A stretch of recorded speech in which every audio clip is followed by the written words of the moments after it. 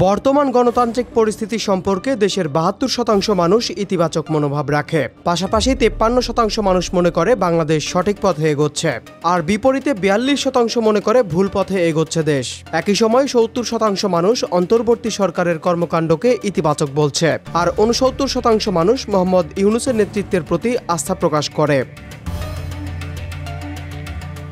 ভোটের সম্ভাব্য প্রার্থীর প্রশ্নে রাজনৈতিক দলের জনপ্রিয়তায় এগিয়ে বিএনপি পেয়েছে ৩০% সমর্থন, আর জামায়াত ২৬%, এনসিপি 6%, জাতীয় পার্টি ৫% এবং ইসলামী আন্দোলন বাংলাদেশ 4%।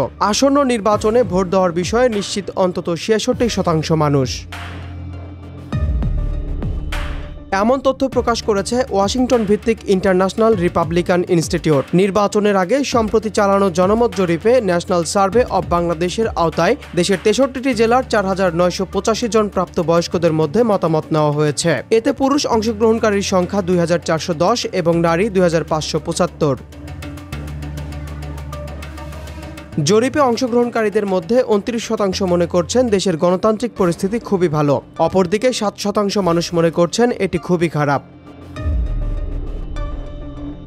অন্তর্বর্তী সরকারের কর্মকাণ্ড নিয়ে ২৬% মানুষ বলছেন খুবই ভালো, আর ১১%-এর মতে খুবই খারাপ।